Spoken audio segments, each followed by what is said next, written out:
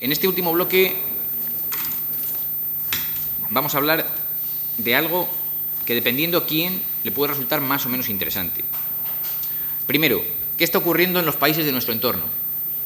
¿Qué? Porque muchas veces nosotros estamos dentro de Europa y al final lo que ocurre en nuestro entorno tiene mucha más importancia de lo que creemos con respecto a lo que nos ocurre, aunque luego cada uno tiene sus propias políticas. Luego, de cuáles son las implicaciones sociales y laborales. Un tema muy importante, por ejemplo, estamos en una escuela de ingenieros y esas son las implicaciones laborales, pero ya no digo, es decir, empezando por arriba, que es la parte técnica, la parte de dimensionado, el hacerlo correctamente y adecuadamente, hasta toda la parte, es decir, de distribución, toda la parte de instaladores, toda la parte de mantenimiento. Es decir, esto es algo que genera riqueza en un país. Y yo creo que, por último, es decir, aunque lo he nombrado de palabra, es decir, el hecho de esas implicaciones, es decir, que pueden tener socialmente el hacer algo de manera colectiva. Eso nos lo explicarán después. ¿Por qué? Porque el autoconsumo, hasta ahora, en todo lo que hemos estado hablando, aunque han dado una pincelada antes, se ve como una inversión individual de un negocio, individual de una vivienda, individual aunque sea de una universidad. Pero si esto se piensa de manera colectiva, veamos las implicaciones que puede tener. ¿Por qué? Porque de manera colectiva, es decir, las curvas de demanda se pueden adaptar muchísimo mejor a las curvas de producción, de generación.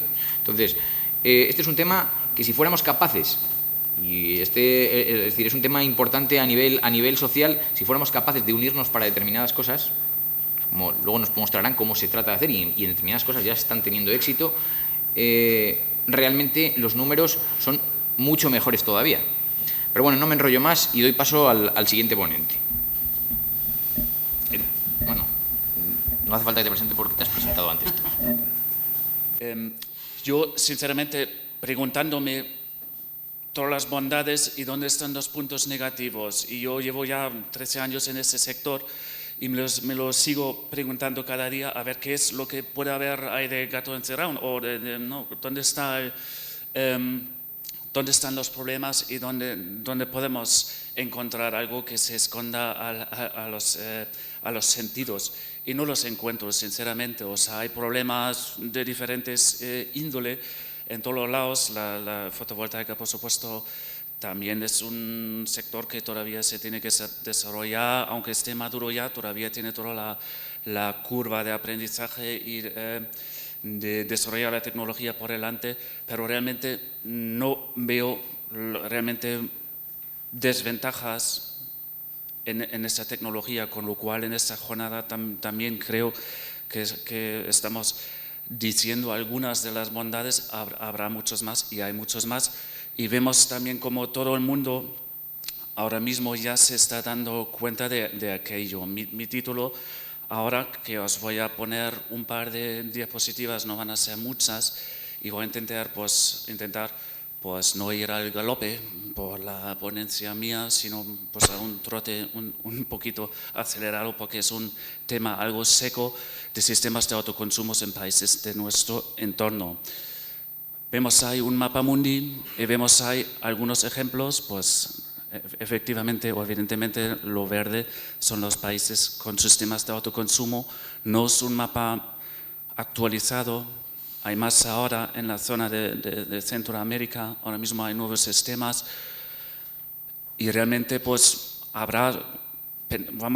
quizás hay desarrollos que todavía no lo sabemos aquí, que se está haciendo en muchos países. Estaría bien, pues si lo fuera al revés, no la zona gris, todo con sistemas de autoconsumo. Vamos a llegar a este momento. Os voy a presentar unas sequísimas tablas de países que tienen sistemas ya desarrollados. No vamos a entrar ahí mucho en detalle porque creo que no es el tema de esta jornada. Merece la pena estudiarlo de cerca, por supuestísimo, pero yo creo que el mensaje y lo que yo quiero transmitir es que, hablando de sistemas de autoconsumo, hablando de net metering, de net billing y con baterías, sin baterías, son temas que en otros países ya se están desarrollando y de muchas formas. Ahí vemos sistemas que todo tienen, lo vemos luego, un cierto patrón en común, pero cada país tiene que desarrollar ahí su peculiar y particular intríngulis y su particular sistema. Y en España, pues yo creo que a partir del domingo que viene, pues vamos a ver cómo nos sentamos en la mesa con los que estén ahí pronto al mando para hacer ahí un sistema de verdad sostenible y eficiente y beneficioso para toda la sociedad. Vemos, hay diferentes sistemas en España, pues tenemos, según el Real Decreto 900, tenemos algo desarrollado que tiene hay ciertos aspectos que son pues mejorables, para decirlo así. En comparación, si vemos, por ejemplo, Portugal, Bélgica, Dinamarca, pues tienen ahí algunos aspectos que son más positivos. Por ejemplo, que no tienen ahí la tasa por kilovatio autoconsumida, el famoso impuesto al sol. En Bélgica, sin embargo, en el ámbito doméstico se está discutiendo. La remuneración para la electricidad excesiva, pues en España no se considera remunerar, pues en otros países no es así. En Portugal se paga el 90% del precio pool, en Bélgica se hace un balance neto. Y así podemos ir ahí desgranando todos estos diferentes sistemas que existen, que se está aplicando, se está desarrollando, se está haciendo evaluaciones si funciona o no funciona, se está mejorando. O sea, hay mucho movimiento en todo el mundo y en todos los sentidos, lo que son los diferentes sistemas de promover la fotovoltaica. Aquí tenemos 4 ejemplos más, el mismo esquema que la diapositiva de antes, pero otros países, Finlandia, Francia, Alemania, Italia. Finlandia, ¿no? Donde uno dice, jolín, ¿y qué van a hacer ahí con el sol? Que nunca lo ven. Pues no es así, pues según el sistema o según lo que quiera promover la sociedad, la fotovoltaica tiene cabida en todos los lados, pero evidentemente en España, si vemos ahí el contexto mundial de lo que son el entorno político, el entorno demográfico, la estabilidad política, España creo que es en todo el mundo el país más predestinado para desarrollar la fotovoltaica, y eso es lo que vamos a hacer. Vemos aquí otros ejemplos más: Suecia, Suiza, Países Bajos, Reino Unido. Curiosamente, todos los países pues, no tan afortunados en cuanto a la irradiación, a la instalación, aún así tienen sus diferentes sistemas, ¿no? En este caso, balance neto, una tarifa de generación y tarifa de exportación, precios pool, muchos detalles que se tiene que regular, que se tiene que discutir y se tiene que llegar a la mejor solución posible. Y eso es lo que estamos haciendo desde UNEF, intentando convencer a los gobernantes del turno desde hace años. Y creo que ahora ha llegado el momento a poner en práctica todas nuestras ideas, también beneficiándonos de todas las experiencias que se ha hecho ya en todo el mundo. Alemania, por ejemplo, es un país que siempre se pone como referencia en cuanto a lo que es el autoconsumo fotovoltaico, porque aparte de lo que antes, que ya están discutiendo también sobre todo eso, se pagaba los kilovatios horas de excedente que se inyectaba a la red. Tienen también unas subvenciones, unos fomentos para la compra de baterías que también están en vigor, se están discutiendo constantemente, pero han decidido de prolongar esta convocatoria, con lo cual se sigue beneficiando a Alemania ahí de estas ventajas gubernamentales del gobierno. Vuelvo redundo quizás a decir eso, pero Alemania, que es un país también donde yo soy alemán y lo puedo comprobar en mis propias carnes, que sí, que llueve mucho y mucho más que en España, hay muchas nubes más que aquí, y porque tienen un sistema ahí que funciona, que llevan ya 39 gigavatios, o sea, 30.000 megavatios instalados, una barbaridad. Pues la sociedad lo quiere, la política lo quiere, y han hecho un sistema para favorecer este desarrollo. Y para recordar, o sea, el mejor sitio en cuanto a irradiación de Alemania, que está en el sur, está a la altura del peor sitio en España, que es la zona norte, con lo cual, o sea, cabe en Cantabria, cabe en Galicia y cabe, claro que sí, también en la zona centro y sobre todo también en Castilla y León. Tampoco olvidemos de eso. Salimos de Europa y nos encontramos que, por ejemplo, en Australia, Brasil, Canadá, Chile, todos han desarrollado sus sistemas que están funcionando más o menos bien, que están aceptados más o menos bien, pero todos tienen algo con lo que la industria y el sector fotovoltaico puede crecer. China, Israel, Japón, México, Estados Unidos, California también es un ejemplo que se ve mucho desde aquí. No es el único y hay muchos más. Realmente podemos seguir el listado ya y hay ejemplos y ejemplos y ejemplos por ver. ¿Qué sacamos de estas tablas?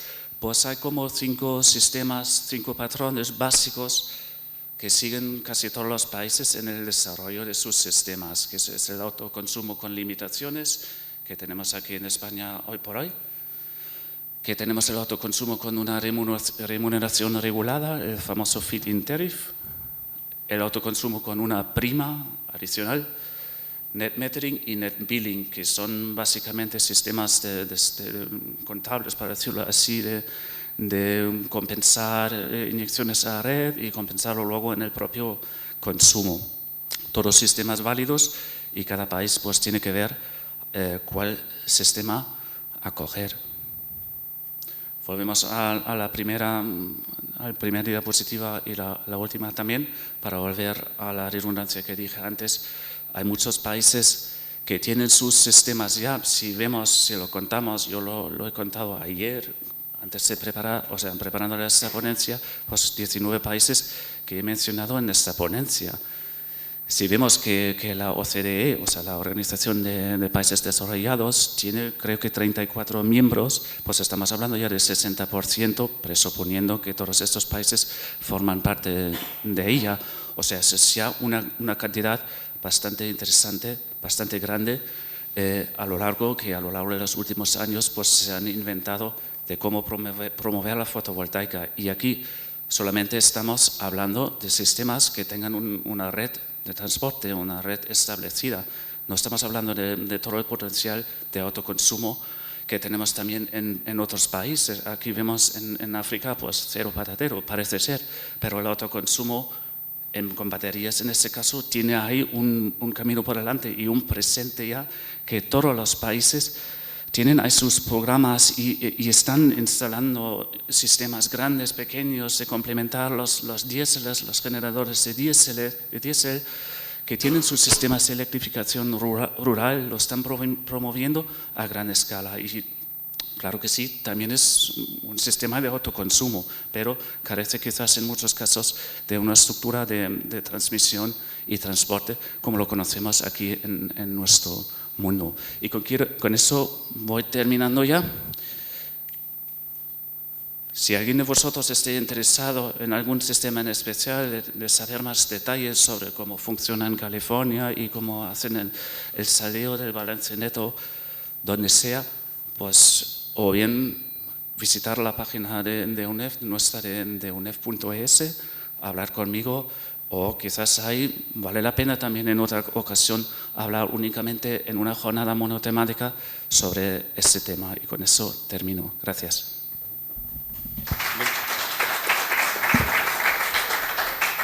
Gracias, Gerard.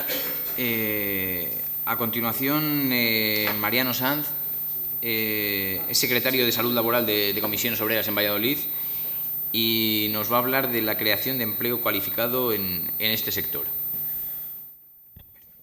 Buenos días. También soy de medio ambiente. Aquí estoy por el medio ambiente fundamentalmente, ¿no?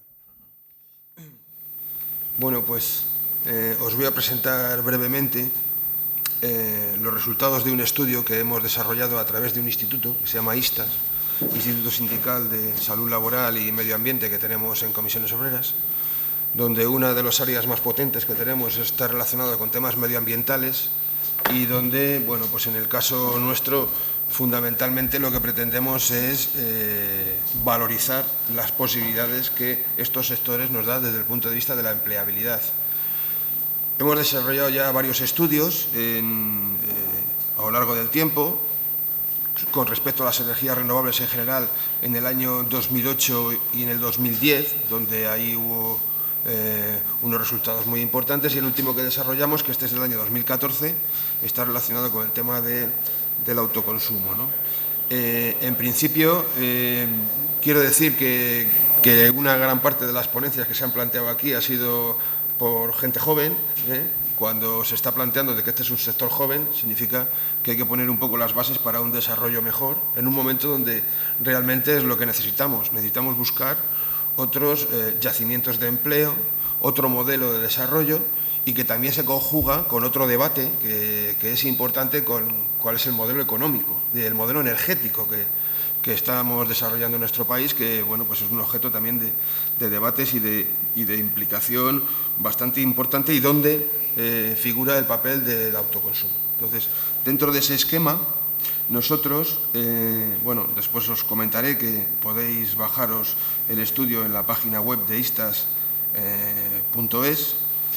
Hicimos una hipótesis de un plan de crecimiento de la potencia renovable distribuida en términos económicos y en términos ambientales. Creemos que es fundamental valorizar el impacto positivo que tiene desde el punto de vista del medio ambiente el desarrollo de esta tecnología. Fundamentalmente, hay 4 energías: lo que es la fotovoltaica, lo que es la eólica pequeña y mediana, de mediana potencia, lo que es la biomasa y lo que es el biogás, ¿no? Y en un principio pues nos planteábamos llegar a un objetivo de 13.234 megavatios totales, lo que significaría que aproximadamente sería un 10,3 del consumo eléctrico que se tiene en este momento.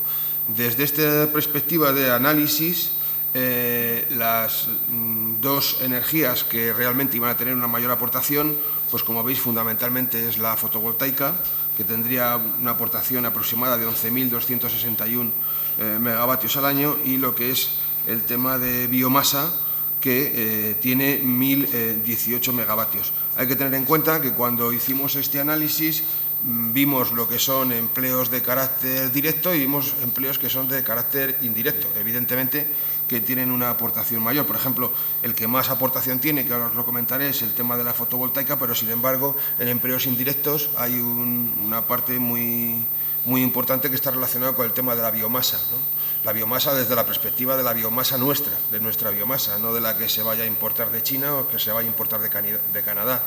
Este aspecto, este estudio es a nivel nacional, pero en nuestra comunidad, en Castilla y León, tiene una significación mucho mayor. El 50% de nuestra comunidad es superficie forestal y prácticamente el 36% es superficie arbolada, ¿no? Entonces, en un momento donde realmente tenemos que desarrollar estos nuevos procesos productivos, yo creo que deberíamos de cada vez valorarlo de una manera mucho más ajustada, ¿no? Y esto lo domino bastante bien, porque uno de los aspectos que ahora estamos intentando desarrollar es la empleabilidad dentro del sector forestal. No específicamente dentro del tema de biomasa, sino el sector desde una perspectiva general, que es un tema pues muy interesante y muy...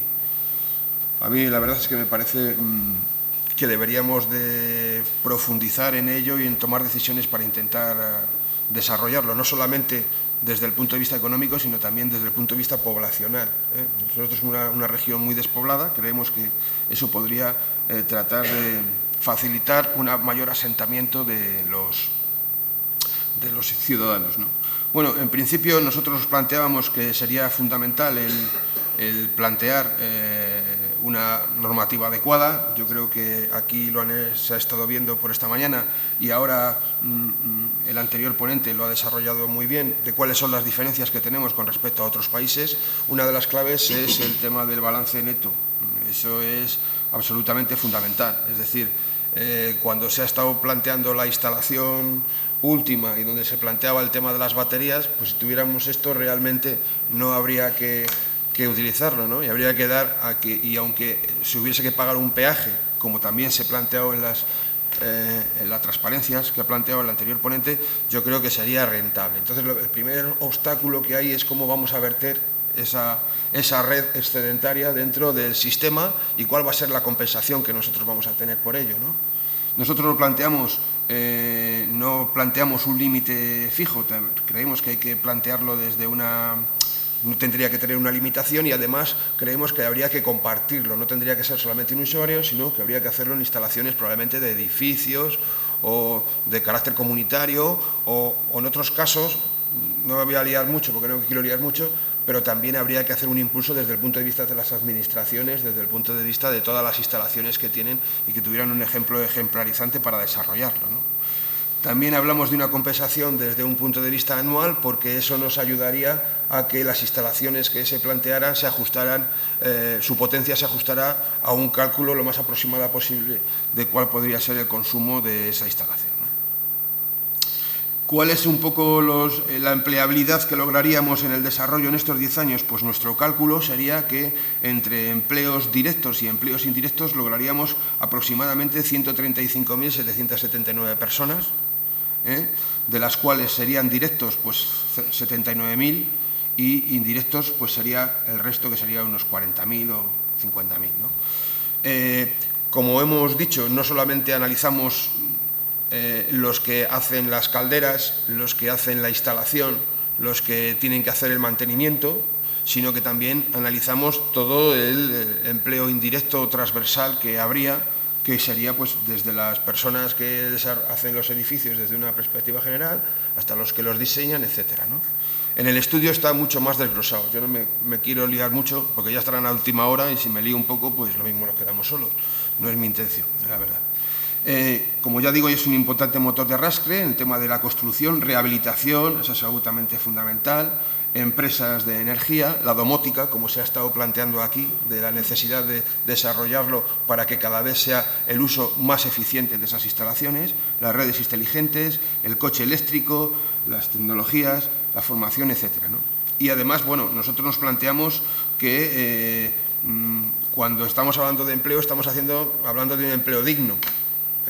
Hablamos de un empleo digno, es decir, de un empleo por 8 horas y un empleo bien remunerado y un empleo con una formación importante. Es decir, no estamos hablando de la mayoría de los empleos que se están creando ahora. Creemos que esos empleos tienen además una repercusión y un valor añadido muy importante, ¿no? Y estamos hablando de empleos a mayores de los que teóricamente existen en este momento. Es decir, consolidamos los que tenemos y además intentaríamos aplicar un aumento muy importante del número de trabajadores. Como ven ahí, sobre todo la fotovoltaica y lo que es la biomasa serían los que llevarían la mayor parte de los empleos que se plantean, ¿no?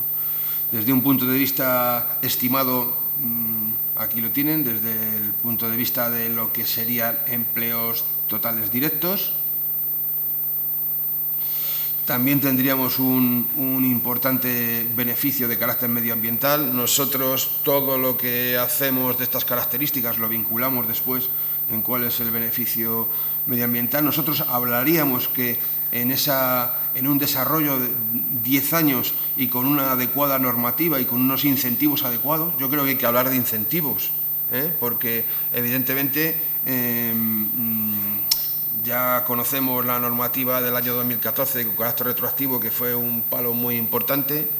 Ya he visto que aquí no se ha profundizado mucho en el tema del impuesto al sol y somos más o menos positivos, tampoco me parece mal, pero también hay que decir que eso es un lastre importante, pero tenemos que valorizar e incentivar aquellas energías que tienen un impacto medioambiental menor, porque si no, esa inversión que no estamos haciendo ahora la vamos a tener que, en un momento dado, pagar de una u otra manera, ¿no?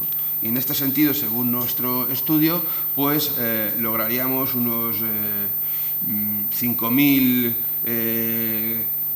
kit de energía primaria, lo que sería un consumo equivalente a 8 millones de hogares, y tendríamos un beneficio de menor emisiones de 45 millones de toneladas de CO2 equivalente anual, una parte importante por el tema de las energías renovables y una parte muy importante también con respecto al tema de la gestión de purines y de todas estas plantas que prácticamente también están desapareciendo, por lo menos en la información que tenemos nosotros, ¿no?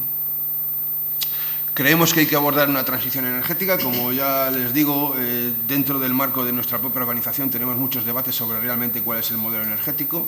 Estamos en un momento donde la economía es lo que prima y es un elemento fundamental desde el punto de vista de los costes de producción, y desde esa relación nosotros apostamos por el autoconsumo para, sobre todo, pequeñas y medianas empresas. Creemos que se podría lograr una implantación muy importante. Se requiere un nuevo marco jurídico y regulatorio estable. Yo lo enlazaría con la reflexión que ha hecho el último ponente, que ya veremos lo que pasa el lunes.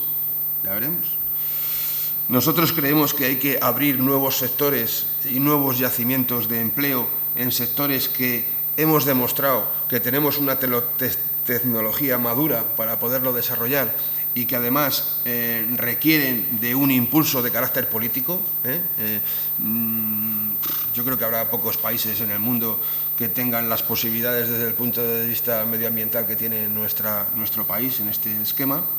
Hay que integrar las energías renovables en los entornos urbanos. Está demasiado relacionada solamente con el ámbito rural, y creemos que además puede ser un objeto de oportunidades en el ámbito local y en el ámbito rural.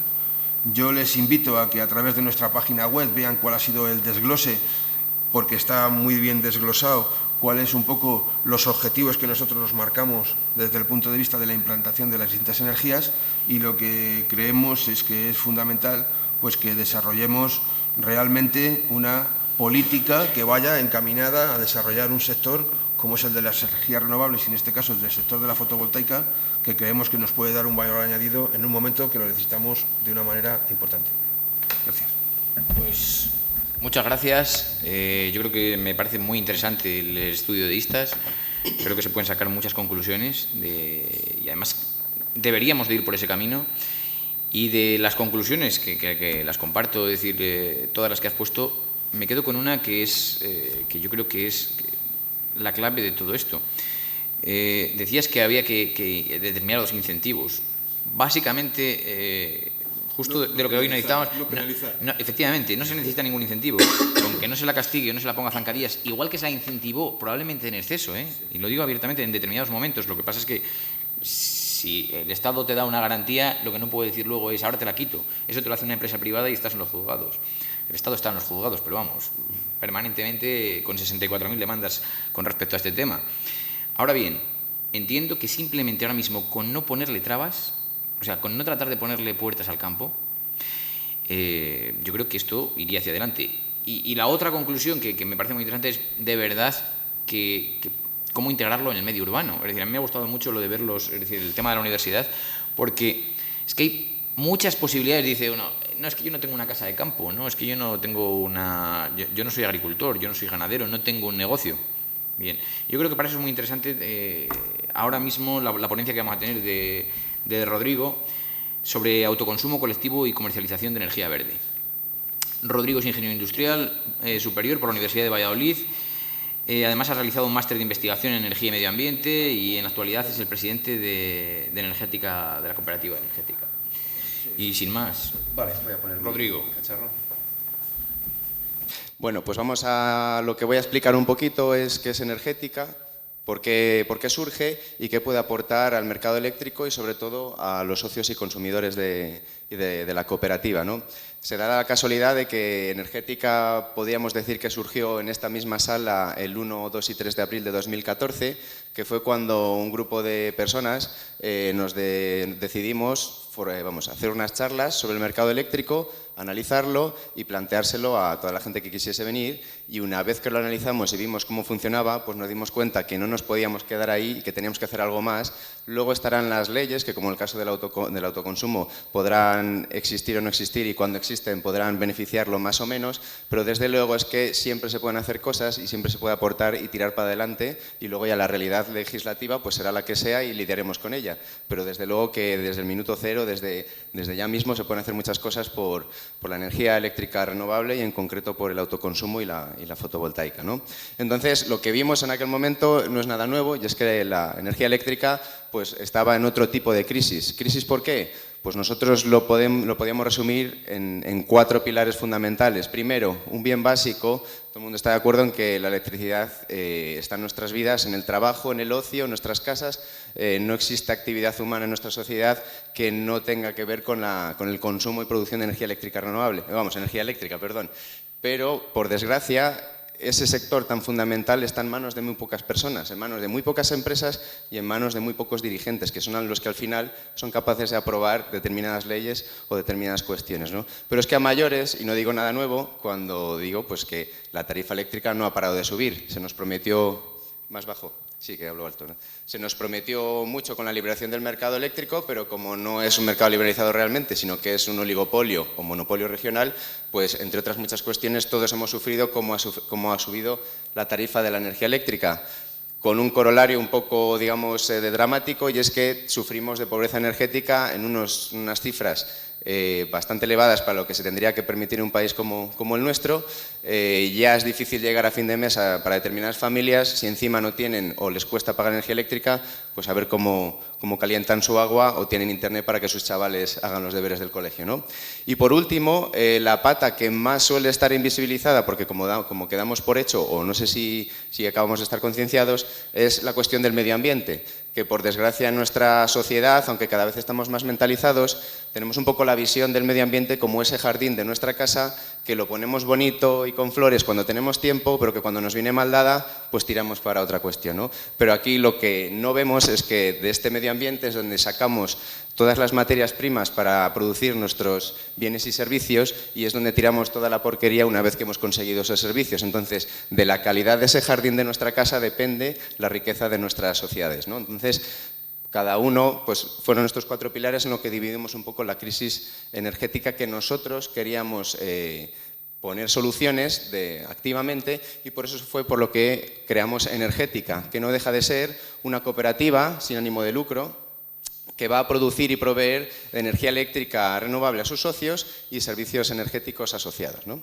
Tenemos solo apenas un año de vida, nacimos el 5 de febrero del año 2015, o sea que hemos cumplido año y casi medio, pero bueno, poquito a poco vamos dando pasos. ¿Cómo funciona esta cooperativa? Pues de la siguiente manera, ¿no? Hay muchas, dentro del mundo cooperativista, hay diversas maneras de funcionar, pues esta es la nuestra. Básicamente todas las decisiones las tomamos en asamblea. Hay otras cuestiones que tenemos una serie de personas que se dedican al gobierno y al funcionamiento diario, pero queremos que todo pase por el filtro de lo que al final son los socios consumidores de su propia energía, ¿no? Para ello tenemos unas asambleas que las venimos haciendo bimensualmente, son reuniones asamblearias donde cualquier socio que quiera puede venir, igual que estamos aquí. De hecho, el próximo sábado 25, aquí mismo tenemos la Asamblea General ordinaria de la cooperativa, y estáis todos invitados a poder asistir y ver cómo funcionamos. Entonces, de aquí es donde salen, pues de la voluntad de los socios consumidores, salen las propuestas para trabajar la cooperativa. Entre otras cosas que tiene que hacer esta asamblea, pues es elegir un consejo rector que lo represente. Se renueva la mitad del consejo rector cada 2 años, y este consejo rector pues tiene unas reuniones, digamos, nos solemos reunir pues cada 15 días, y son los que nos encargamos de velar por la democracia, transparencia y horizontalidad de la cooperativa, y por ir solucionando todas las cuestiones diarias de la misma, ¿no? A mayores tendríamos, aquí es, un equipo técnico que todavía no tenemos porque acabamos de nacer, y bueno, pues estos serían los contratados de la cooperativa, que son los que realizarían las labores técnicas. Bueno, pues con el tiempo, y ya esperemos que más pronto que tarde, ya podremos contar con ese equipo técnico que estará en coordinación con el resto de los cooperativistas.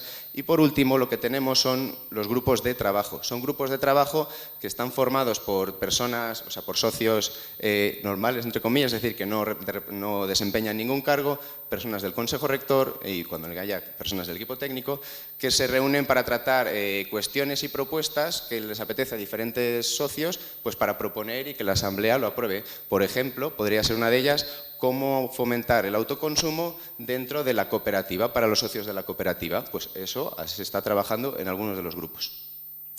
Vale, y ahora antes de que acabamos de llegar a la parte final de la presentación, vamos a explicar un poquito cómo funciona el mercado eléctrico en 2 minutos.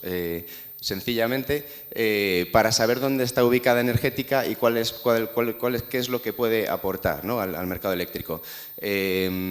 Bueno, pido paciencia a la cantidad de técnicos que hay en la sala, porque esto se lo sabrán de sobra, así que pido su paciencia diligentemente para que todo el mundo pueda seguir ¿no?, pues el desarrollo de esta ponencia. Pues bueno, como todo el mundo sabe, la energía eléctrica ha de ser producida, por lo tanto tenemos las empresas dedicadas a la producción, que hoy por hoy es un mercado liberalizado, por lo tanto cualquier industria y persona, de ahí el autoconsumo, puede convertirse en productora de energía eléctrica. Esta energía eléctrica ha de ir conducida hacia nuestros lugares de consumo, hacia nuestras casas, a través de la red de alta tensión, que es propiedad de Red Eléctrica de España y que, bueno, pues es monopolio natural, 20% público, 80% privado, pero bueno, de ahí va hacia nuestras casas, pero afortunadamente esos cables tan gordos como puños no son los que tenemos en nuestra casa, sino que tenemos unos cables más chiquititos y esos corresponden a la red de distribución, que va desde los transformadores de la alta tensión, cableado de media y baja tensión, hasta el contador de nuestra casa y inclusive la persona que lee lo que consumimos en esos contadores. Todo eso forma parte de las empresas de distribución.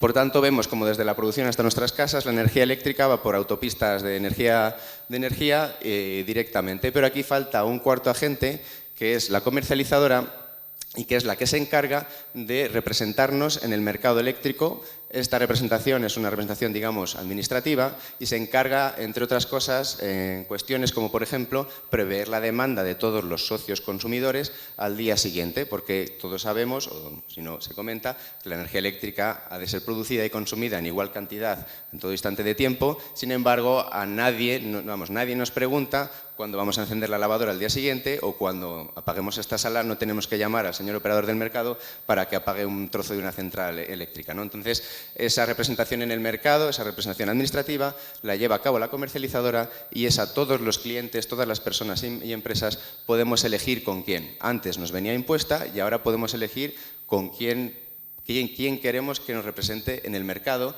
y es ahí donde se sitúa Energética. Energética va a ser el representante de todos los consumidores en el mercado eléctrico, de todos sus socios y socias. Vale, pero esto no acaba aquí. Digamos que también Energética o cooperativas de esta índole no solo se queda en la parte de representación del mercado, sino que también más allá y va hacia el lado de la producción. Como tenemos aquí visto. Entonces, aquí antes quiero meter una pequeña cuestión y es, si os habéis fijado antes, la red es una gran red eléctrica interconectada, por lo tanto, una pregunta que suele surgir mucho es, bueno, ¿y cómo me dices tú que la energía que yo estoy consumiendo es de origen 100% renovable? Porque todo está mezclado. Pues evidentemente tu energía pues son subpartículas atómicas, electrones que se mueven y eso es indistinguible y solo hay una única red y además no tendría sentido que hubiese dos redes, una renovable y otra no renovable, porque eso sería un despiporre, ¿no? Entonces, ¿esto cómo se hace? Pues es simplemente un balance entre euros y kilovatios de origen renovable. Los productores de energía eléctrica renovable tienen, por decirlo de alguna manera sencilla, unos papelitos que certifican cuánta energía producen a lo largo de un año, cuánta energía renovable tienen. Y las comercializadoras, nosotros sabemos cuánto consumen nuestros socios a lo largo de un año, simplificándolo mucho. Entonces nosotros lo que vamos a ir, a este mercado, ir comprando papelitos certificados de origen renovable, de tal manera que la suma de todos los productores de energía eléctrica renovable, la suma de las cantidades de esos papelitos, sea la misma que la suma del consumo de todos nuestros socios y socias, de tal manera que el dinero que iría a pagar la energía eléctrica al mercado y se repartiría de alguna manera entre nuclear, carbón, etcétera, y renovables, etcétera, etcétera, va directamente a pagar los electrones producidos por este tipo de centrales de energía eléctrica renovable. Entonces, nosotros podemos elegir quiénes queremos que sean nuestros productores de energía eléctrica. Vale, pues seguimos. Estoy ido para atrás, perdonad. Vale. Como decía, Energética no solo se quiere quedar en la parte de representación en el mercado, sino que quiere ir más allá y de hecho, mucho antes de lo que nos habíamos planteado como objetivo ideal, nos queríamos convertir en productoras, es decir, que parte de esa energía eléctrica renovable, en vez de pagárselo a un productor respetable A, B o C, pues producirla nosotros para nosotros mismos, ¿no? Pues eso lo conseguimos de una manera muy sencilla. La cooperativa tenía la oportunidad de comprar una parte de una central hidroeléctrica en Valteína, aquí al lado, en Peñafiel, de 1 megavatio de potencia instalada. ¿Cómo se hace esto? Pues muy sencillo. Los socios que quieren, que tienen unos ahorrillos, pues en vez de tenerlos en el banco A, B o C, que tan pronto aprieta al panadero de turno como manda su capital por ahí, no se sabe muy bien dónde, pues decide prestárselo a través de aportaciones voluntarias al capital social a la cooperativa. La cooperativa recauda ese dinero, en intercambio da unos intereses pactados en asamblea por todos los socios a cada una de las personas que prestan ese dinero, en nuestro caso un 1,5% anual, y con ese dinero, ¡pum!, compraron una parte de esa central hidroeléctrica, que es esta que tenemos aquí.